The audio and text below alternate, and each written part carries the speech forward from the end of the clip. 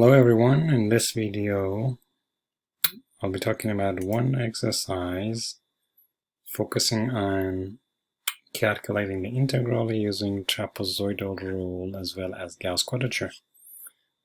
So in this exercise we're going to look at the integral of root of x from 0 to 1, and you're going to do it using trapezoidal rule and then Gauss quadrature using 2, 3, and 4 points. Okay, so let's start from the Simpson rule. I want to integrate from 0 to 1 with, let's say, I don't think the problem is defining the delta h, but let's say for now we're going to focus on delta h 0.1. Okay, so I discretize or split the interval from 0 to 1 to 10 intervals of 0.1 separation.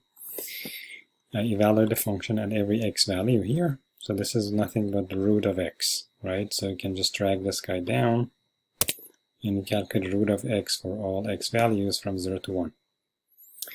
Then we integrate using Simpson rule. For the first point, the integral is 0, and if you remember, for Simpson rule,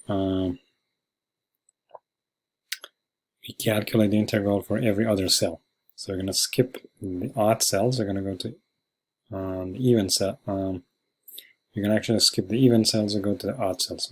For the third cell, the integral is going to be the accumulation part, which is d4 here. That is the orange cell, plus 1 times the blue, 4 times the green, 1 times the purple, and then divide the total sum by 3 times delta x, which is the difference between this green and purple or brown.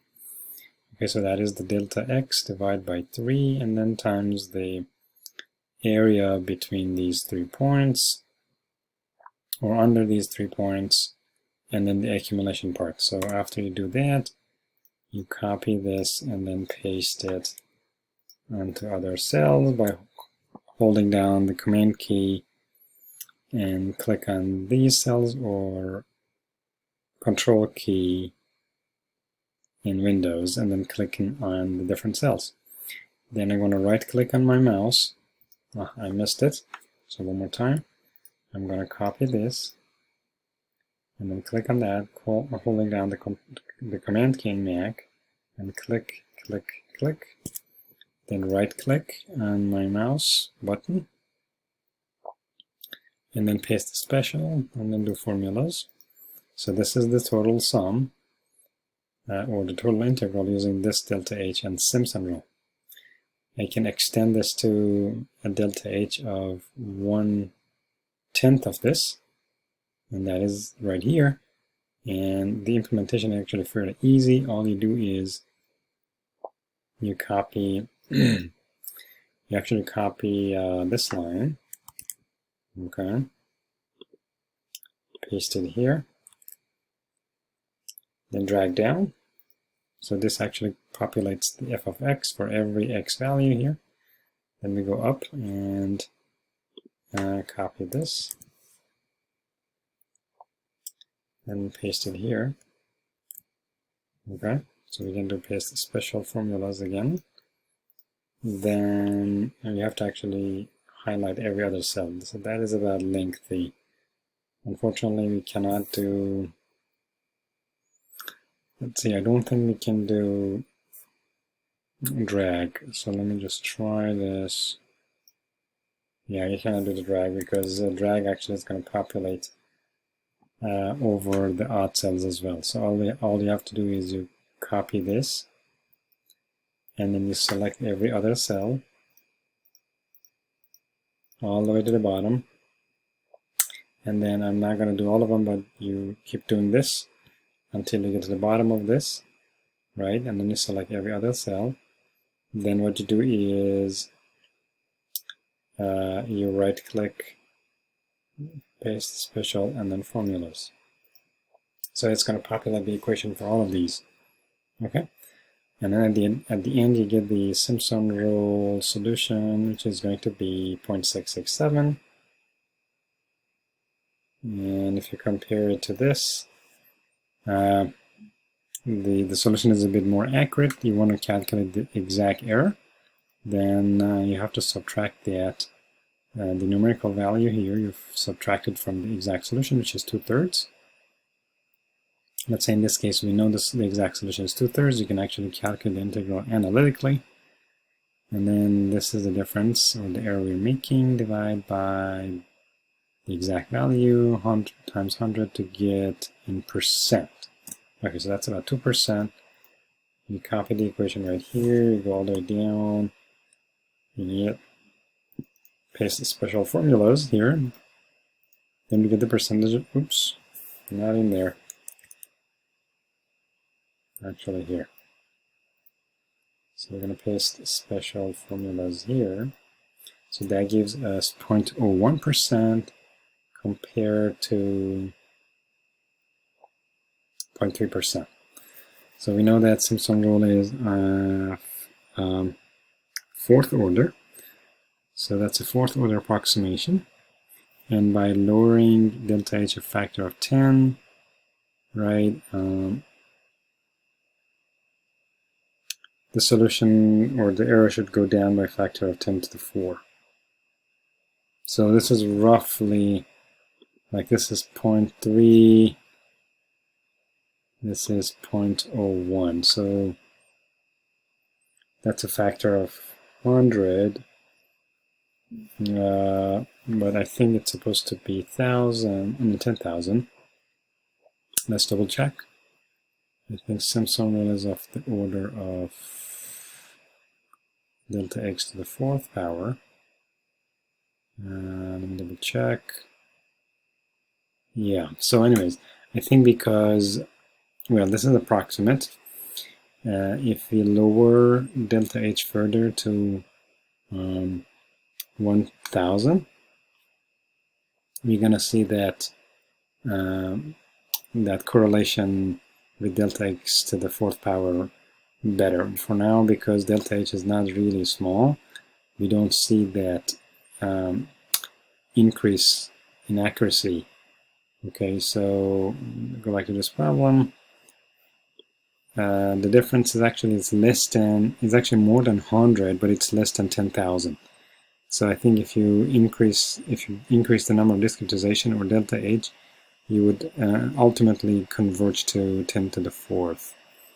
I mean the factor of 10 to the 4th reduction in the error. Okay, so that's enough. Let's look at how we can calculate that using Gauss quadrature. So in 2 points Gauss quadrature, if you look at the table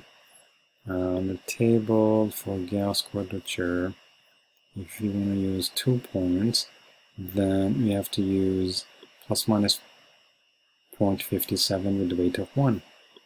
That's plus minus 0.57 with weight of 1. You can calculate the integrand, but make sure the integrand is converted to a limit of plus minus 1. So that is the tricky part of this exercise, because the integral is from 0 to 1. We cannot really do, like in this case, the integral is from 0 to 1. We cannot use Gauss quadrature unless we convert the limit of integral from minus 1 to 1. So I did that, and after you do that, then the integrand is going to be square root of x plus 1. It's not going to be the square root of x anymore. In fact, it's 1/2 of square root of x plus 1 divided by 2. So that is going to be the new integrand, whose variable, which is now in this case, let's say y or k5 or z. I call it z actually, so this is z. Now the range of z is going to be minus 1 to 1. You can easily double check that. When z is minus 1, then this piece is 0. Where z is plus 1, then this piece is 1. So basically the original integral was from 0 to 1. This integral is from minus 1 to 1. Now we can use Gauss quadrature. Okay, so we evaluate the function at 0.57, then at minus 0.57. That's going to be the result. Oops, to undo it. Okay, so now I have f of z, I have the weight, I multiply the weight by the f of z, I get this column, and then I sum them up, I get the total sum, which is close to Simpson rule using 0.1 delta x.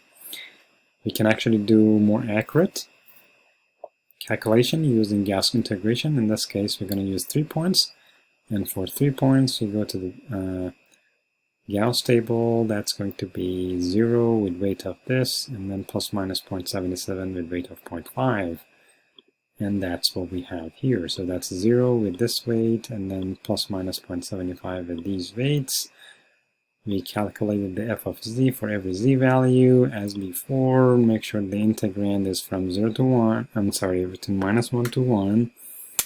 And right, so then after we calculate f of z, we calculate w times, or weight times f of z here.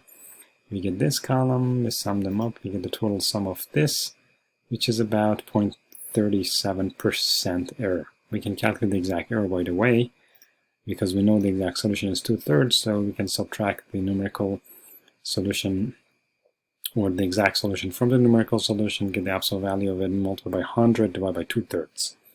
Okay, so that's the percentage of error with 3 points. You can do the 4 points similarly, and then the end result is going to be that, and the error goes down to 0.1%.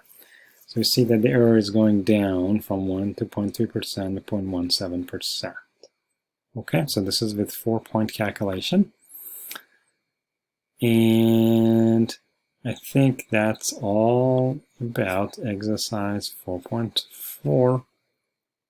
So we did it using trapezoidal rule. I'm sorry, actually, I misinterpreted. So yes, the result here is not actually the Simpson rule. Well, actually, these are Simpson rule, but the question is asking the trapezoidal rule. So that's a little bit of shift here. Anyways, I think you can do the trapezoidal rule. The one I did actually is Simpson rule. This is a bit different from what the exercise is asking, but I think you got the point. Right, so we did using Simpson rule with delta x of 0.1. We also did with delta x of 0.01. We did 2, 3, and 4 Gauss quadrature.